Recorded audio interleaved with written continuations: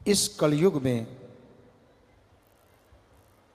जलते बलते जीवों के लिए संजीवनी है। काम वासना, क्रोध, लोभ, मोह, अहंकार में जो लोग जल रहे हैं, बल रहे हैं, सत्संग में ओम हरि अल्लाह गॉड खुदा रब वाहिगुरु ईश्वर का वो नाम मिलता है जिसका जाप करने से जन्मों जन्मों के पाप कर्म कट जाया करते हैं।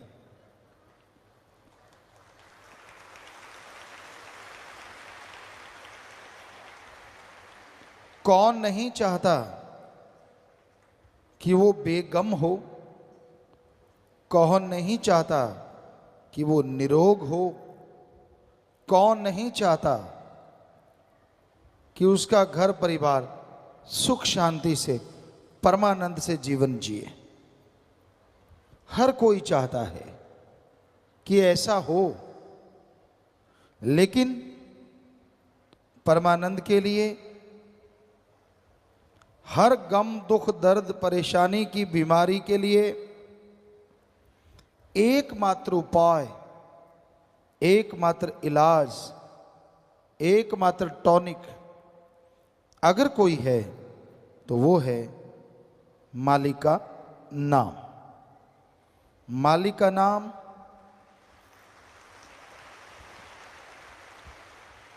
अनमोल है, पर वो बिना दाम के मिलता है।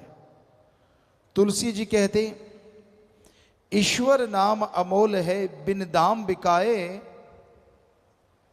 ईश्वर नाम अमोल है बिन दाम बिकाए। तुलसी ये आचर्ज है ग्राहक कम ही आए।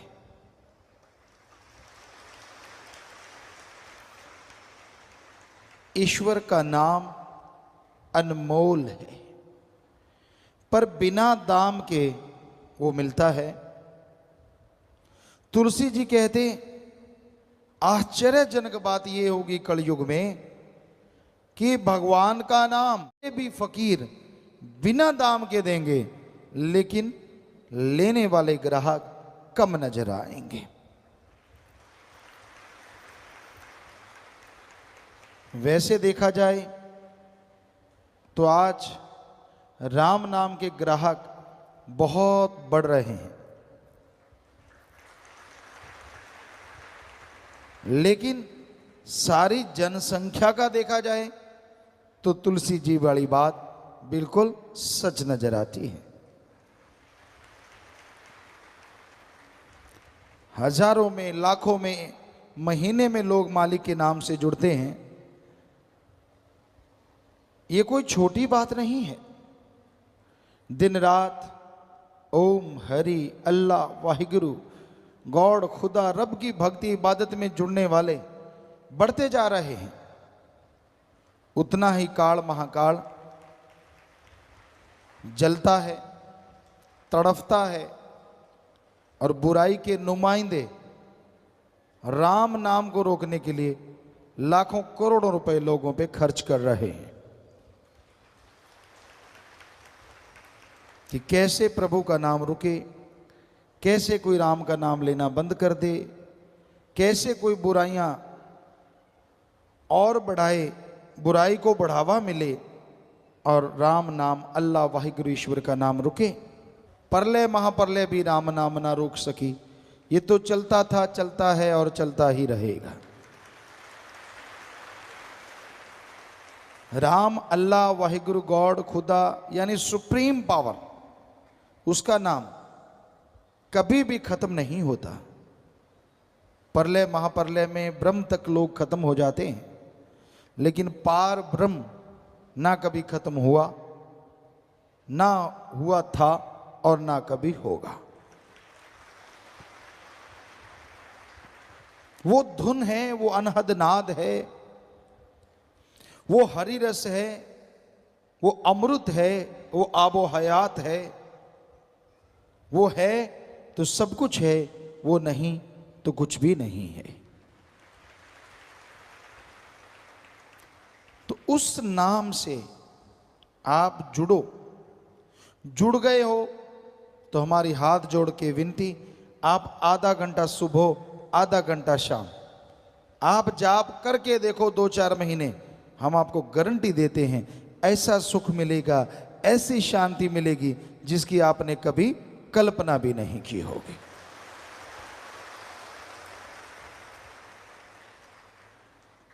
अब आप अगर जाप करते ही नहीं तो क्या किया जाए? बेपरवाह जी फरमाया करते, दिल करता है कि सब लोग जाप करें पर कोई करता नहीं, और ऐसा कुछ है नहीं जो घोल के पिला दें। राम नाम तो जप, मालिक का नाम सुखों की खान है, और उसका जाप करते हैं, करते हुए जो ओढ़ निभा जाते हैं, दोनों जहां में उनकी जय जयकार होती है और उनका नाम अमर हो जाता है।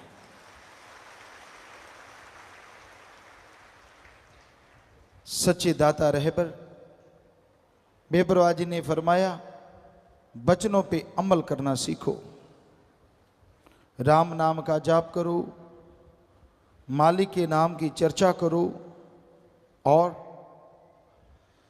मालिक का नाम वो परमानंद देगा, वो खुशियां देगा जो अनमोल हैं, किसी भी मोल कहीं से भी खरीदी नहीं जा सकती। तो राम का नाम खुशियां लेके आता है, बदले में कुछ देना नहीं पड़ता, ना पैसा देना पड़े, ना घर परिवार त्यागना पड़े। आप घर परिवार में रहते हुए मालिक का नाम ले सकते हैं और उसकी कृपा दृष्टि के काबिल बन सकते हैं।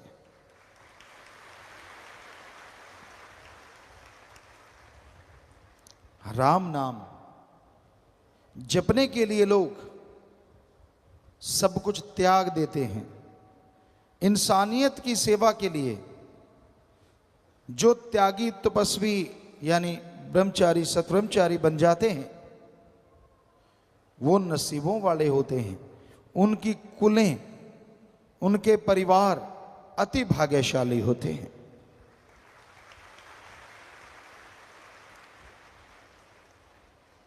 भीष्म पितामह हिस्ट्री में, इतिहास में बड़े योद्धा, शूरवीर, बहादुर हुए, और उनका नाम भीष्म क्यों पड़ा? क्योंकि उन्होंने अपने बाप के लिए अपना जीवन कुर्बान कर दिया। ये कसम खाई कि मैं जिंदगी भर शादी नहीं करवाऊंगा, ब्रह्मचर्य का पालन करूंगा, ताकि उसका बाप शादी करवा सके और उस शादी से जो बच्चा हो वो राज सिंहासन संभाल सके। उन्होंने ये कसम खाई, तो तब से उनका नाम पड़ा भीष्म पितामह। भीष्म भयंकर, हद से ज्यादा भयंकर प्रतिज्ञा उन्होंने तो अपने बाप के लिए की। और आज इस जलते बलते भट्ट में जो भी भाई बहन ये प्रतिज्ञा लेते हैं कि ताउम्र मालिक की याद में लगाएंगे, इंसानियत की सेवा में लगाएंगे, वो आप ही बताओ, एक अपने बाप के लिए प्रतिज्ञा करता है और एक भगवान की औलाद के लिए प्रतिज्ञा करता है, जिसमें उसका खुद का स्वार्थ नहीं होता, कौन महान है? बेपरवाह जी ने फरमाया, सच्चे सौदे की फकीरी दा मुकाम बड़ा ऊंचा, यहां मिट्टी होके रहना पड़ता, शान का क्या काम। बस इतनी सी बात है। दीनता, नम्रता धारण करो, बचनों पे रह के सेवा करो। अरे जीवन में वो मकाम हासिल करोगे, वो खुशियां मिलेंगी जिसकी आपने कभी कल्पना नहीं की होगी। तो हे सेवादारों, हे इंसानियत की राह पे चलने वालों, कदम कदम पे काल की बिछी हुई डोरियां, बिछे हुए जाल आपको रोकने की कोशिश करेंगे, लेकिन आप राम नाम के सहारे, ओम हरि सदगुरु मौला के सहारे, सेवा सुमरण के सहारे आगे बढ़ते जाओ तो ये डोरियां अपने आप ही जल के भस्म हो जाएंगी और आप मालिक की कृपा दृष्टि के काबिल बनते चले जाएंगे। ये कौन से जाल हैं जो काल ने बिछा रखे हैं? काम वासना है जो इंसान को बुरी तरह भ्रमित कर देता है, जिसकी कल्पना भी नहीं होती, तो फिर भी आप बर्बाद होते हैं। फिर मोह ममता, अपने परिवार, अपने बच्चे, अपनी माँ बहन बेटी, सब कुछ उसके लिए इंसान पागल हो जाता है, कुर्बान कर देता है। चाहे वो कितना भी गलत कर रहे हों, लोग बताएं कि भाई आपका बेटा आपकी बेटी गलत, नहीं मानता तो वो एक दिन उन्हें विष रूप बना देता है और खुद भी सारा परिवार कलंकित हो जाता है। फिर है लोभ लालच। लोभ है सर्व पाप का बाप। लोभ लालच यहां आया नहीं कि बाकी के पाप जुड़ते चले जाते हैं। इंसान भूल जाता है सब कुछ, अपनों का बुरा करता है। हम आपको बात सुनाया करते हैं, आज फिर ख्याल में आई।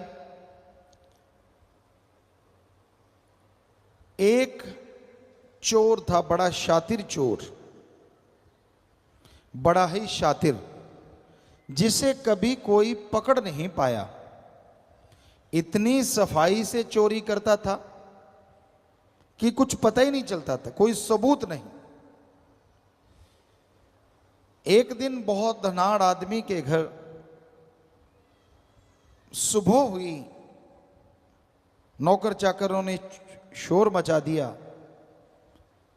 कि दीवार टूटी हुई है, चोर ने चोरी की है, सेंध लगाई है। मालिक जागे, दौड़ के देखा, सारे अलमीरा वगैरह खुली पड़ी थी, संदूक खुले पड़े थे। एक बड़ी सी पोटली पड़ी थी। जब उसके पास गए, नीचे एक बड़ी सी पर्ची पड़ी थी। पोटली साइड में करी, उस पर्ची पे लिखा हुआ था, मैं वही शातिर चोर हूं जो किसी के पकड़ में नहीं आया।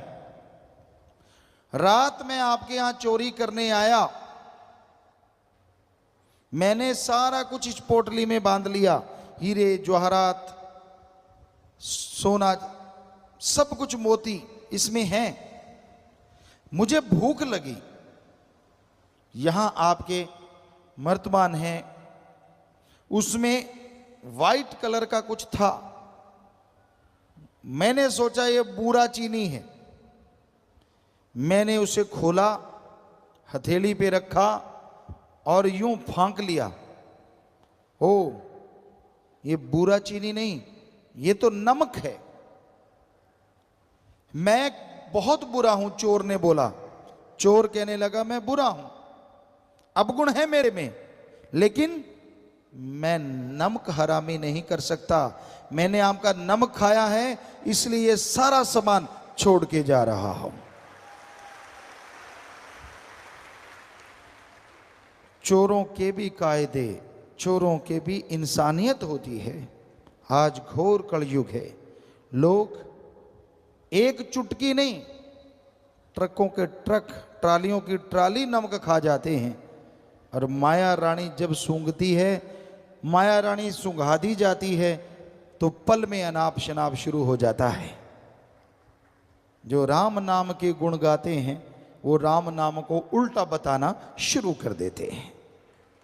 अब खुद ही देखिए इंसान कितना गिर चुका है लोभ लालच में, हद से ज्यादा।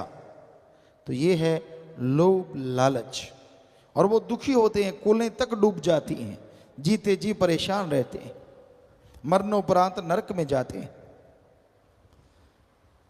फिर है अहंकार, किसी को अपने धर्म का, किसी को जात का, किसी को राज पहुंच का, किसी को पैसे का, किसी को औलाद का, किसी को शरीर का। बड़े अहंकार हैं इस जमाने में, इस दुनिया में। और उस अहंकार के घोड़े पे सवार जब इंसान हो जाता है तो अपना ही बुरा करता रहता है, दूसरों का बुरा नहीं होता। अहंकार को मार है, इसलिए अहंकार ना करो। रावण से बढ़ के और कोई मिसाल हो नहीं सकती, उदाहरण हो नहीं सकता। सब कुछ था रावण के पास, चारों वेदों का टीकाकार पंडित, यानी कहीं से भी कोई दोहा बुलवा लो, अगली लाइन बोल देता था, उसकी व्याख्या कर देता था। सफल, अति सफल राजनीतिज्ञ। जब वो मरना सन था तो श्री राम जी ने लक्ष्मण को बोला था, लक्ष्मण जा इसको राजनीति में गुरु बना ले। ये बहुत सफल राजनीतिज्ञ है, जबरदस्त वेद शास्त्रों का ज्ञाता है। ये इतिहास गवाह है और ये सच है। और वही रावण जब चाहे बरसात करवाए, सूरज चंद्रमा की रोशनी से खाना बनवाए, एटम परमाणु कंधे पे टांग के घूमता जाए। सफल क्लोन ज्ञाता, खुद के 3 या 4 बेटे थे, बाकी सब क्लोन थे। 1 लाख बेटा, 1.25 लाख आगे नाती, यानी सफल क्लोन ज्ञाता। इतना जबरदस्त आदमी, इतना टैलेंटेड आदमी। एक ही बुरा कर्म किया, अहंकार किया कि मुझे मौत भी नहीं हरा सकती, तो 1 लख पूत 1.25 लाख नाती, तेरा वनगर दिया ना बाती। इसलिए अहंकार ना करो। बड़े बड़ों को अहंकार ने चकनाचूर कर दिया, खत्म कर दिया। ईगो, अहंकार मिटा दो। खुद ही मिटाओगे खुदा आएगा, खुद ही मिटाओगे तो खुदा बिगड़े काम बनाएगा। यानी अहंकार त्याग दो, दीनता, नम्रता रखो, दीन बन के रहो, नम्र बन के रहो। हर समाज में आपको कोई अच्छा कहेगा और रूहानियत में आप तरक्की करते चले जाएंगे, कोई बाधा नहीं आएगी। तो भाई ये 5, फिर मन माया, वो तो है ही जबरदस्त। इनके मुखिया हैं, 5 के हेड हैं। मन भरमाता है और माया आदमी को सब्ज बाग दिखाती है। पैसों के लिए लोग पागल हुए फिरते हैं। अरे हमने देखा ऐसा राजस्थान में गरीब के इलाके में, गरीबी के इलाके में, आपने भी यूपी साइड में गरीबी इलाके में देखा होगा। बहुत पहले की बात है, 5-5, 10-10 रुपए के लिए लोग, भाई बहन अपनी इज्जत बेचते हमने देखे हैं, सिर्फ 5-10 रुपए के लिए। आज का माने तो 100-500 के लिए। तो अब आदमी को अगर ज़्यादा पैसा मिलता है और इज्जत भी लुटानी नहीं पड़ती तो वो कुछ भी कह सकता है, कुछ भी बोल सकता है। ऐसा है ये घोर कलयुग। लोग पैसा उठाए घूमते हैं कि तू भाई ये कर दे, तू वो कर दे, तू फलां कर दे। लोग गुमराह हो जाते हैं, उनके हाथों की कठपुतली बन जाते हैं। आज समाज में आम देखने को मिलता है। सब कायदे कानून भूल के उसी में लग जाते हैं। तो भाई इस कलयुग में इन 7 ने भयंकर तूफान खड़े कर रखे हैं। किसने? काम वासना, क्रोध, लोभ, मोह, अहंकार, मन माया ने। 7 के चक्रव्यूह में लोग बुरी तरह से टाइट होते जा रहे हैं। बचेंगे वो और बचे हैं वो जिनके माँ बाप का अच्छा साया है, अपने गुरु पीर फकीर के वचनों पे जिन्होंने अमल कमाया है, कमाएंगे वो बच जाएंगे। ये 7 को वो ही धूल चखाएंगे, वरना ये 7 किसी के काबू नहीं आएंगे। तो इसलिए राम नाम से जुड़े रहो, सेवा सिमरण करते रहो। आप फिक्र ना करो, आपके पास पैसा कम है, जमीन जायदाद कम है, क्या पता उस कम में मालिक ने कितने काट दिए आपके गम है, कोई भरोसा नहीं। हो सकता है बहुत जमीन होती, बहुत जायदाद होती, और कोई ऐसी बीमारी लगती जो लाखों रुपए होते, वो तो उड़ते ही उड़ते जमीन भी बिक जाती और शरीर भी बर्बाद हो जाता। मालिक को शुक्र करो, उसका शुक्राना करो। बेपरवाजी फरमाते गरीब है तो क्या हुआ, तंदुरुस्ती नियामत है, और मालिक तेरा लड़ पकड़ा है, इससे बड़ी दौलत दुनिया में दूसरी नहीं हो सकती।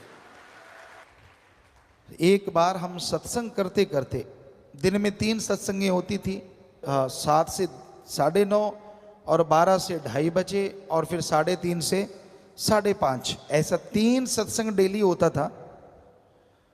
तो हम सत्संग करते करते करते करते राजस्थान के एक एरिया में गए, पहाड़गंज उस एरिया का नाम था। होता क्या था, पहली सत्संग करी सेवादारों की, 3 टीमें होती थी, पहली टीम सत्संग करवाती, थर्ड जगह पे पहुंच जाती थी, दूसरी वाली होती थी।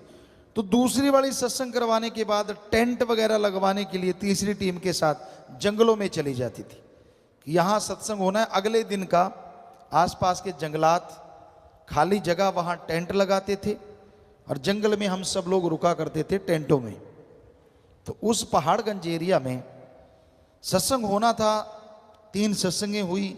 हम रात को पहुंचे तो हमें बताया कि पिताजी यहाँ पास में एक गरीब परिवार रहता है, 2 मियाँ बीबी बुजुर्ग, काफ़ी उम्र थी उनकी, बुजुर्ग थे। तो कहते उनका मकान एक सही है, एक की आधी छत गिरी हुई है, गरीब हैं, पैसा नहीं है।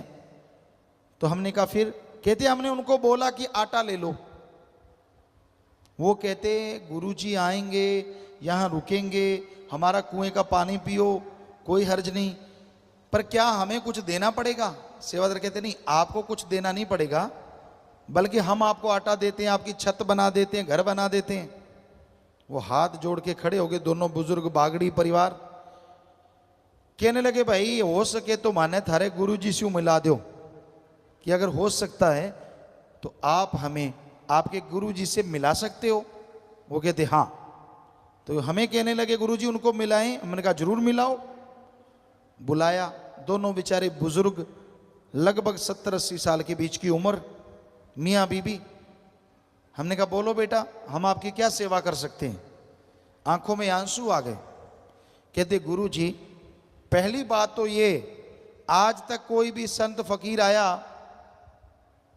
हमसे भी पैसा लेके गया, हालांकि हमारा आधा घर गिरा हुआ है, इतनी फसल नहीं होती, लेकिन पहले आप फकीर हैं जिसके भक्त ये कहते हैं हम आपका घर बना दें, आपको आटा दे दें, तो हमने ये नहीं लेना। हमने कहा फिर और क्या चाहिए? ध्यान से सुनने वाली बात है। हमने कहा फिर आपको क्या चाहिए? वो दोनों के